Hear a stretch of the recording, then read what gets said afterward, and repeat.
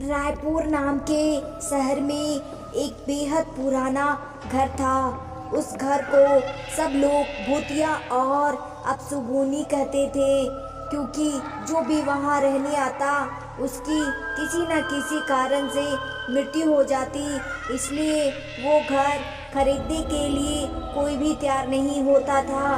एक बार विजय नाम के शख्स ने उस घर को बहुत ही सस्ते दाम में खरीद लेता है और अपने बेटे रोहन के साथ सारा सामान लेकर वहां रहने आ जाता है। घर में शिफ्ट होने के एक दो दिन में ही विजय को अपने आसपास अजीबोगरीब घटनाएं घटित होने का एहसास होने लगा।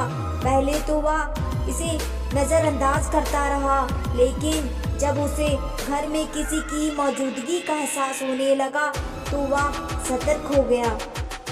एक दिन रोहन दौड़ता हुआ विजय के पास आया और कहने लगा कि वॉशरूम में पानी अचानक बंद हो गया और उसने वहां सफेद कपड़े में एक औरत को देखा। इतना कहते कहते रोहन अचानक चुप हो गया और विजय की ओर उंगली दिखाते हुए कहने लगा, बाबा वो औरत आपके पीछे खड़ी है।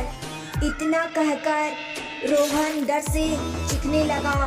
विजय रोहन को गोद में उठा लिया और उसी वक्त घर से बाहर निकल गया। रोहन बहुत सहम गया था, तो उसका डर भगाने के लिए विजय ने उसके लिए एक कुत्ता खरीदा और उसे साथ लेकर तीनों घर वापस आ गए। एक रात बहुत तेज बरसात में जब अचानक घर की बिजली चली गई, विजय ने घर से झांक कर देखा तो आसपास के सभी घरों में बिजली थी सिवाय उसके घर में। तो उसे लगा कि पावर सप्लाई में कुछ गड़बड़ी हो गई होगी। इतने में विजय को रोहन के जोर से चिल्लाने की आवाज आती है। विजय दौड़ता हुआ टॉर्च लेकर उसके पास जाता है। रोहन को दोबारा से घर में वह औरत दिखाई देती है।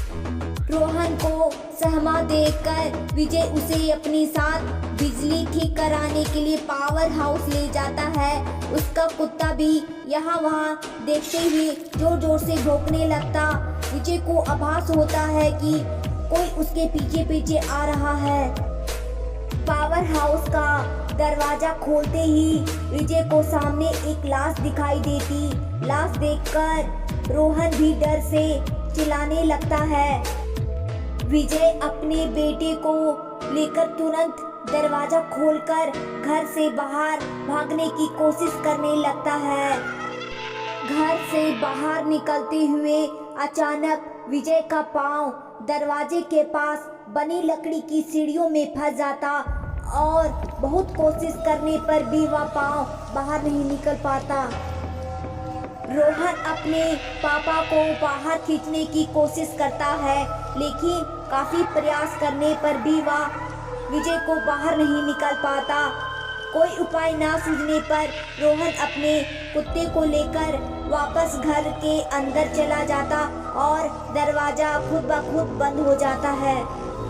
वहाँ विजय भी करीब 15 मिनट तक मशक्कत करने के बाद अपना पाँव बाहर निकालने में सफल हो जाता है।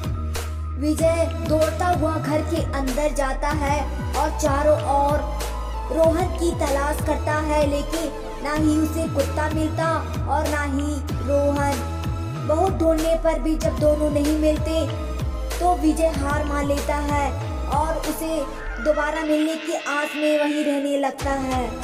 एक दिन बाद विजय बिजली की लाइन को ठीक कराने के लिए एक इलेक्ट्रीशियन को बुलाता है, लेकिन घर में दाखिल होने से पहले ही वह दरवाजे से ही उल्टे पैर भाग जाता है। विजय के पूछने पर वह कहता है कि उसके घर में एक औरत, एक बच्चा और एक कुत्ते भूत दिखाई दे रहे हैं। इलेक्ट्रीशियन की बात सुनकर विजय उदास हो जाता है।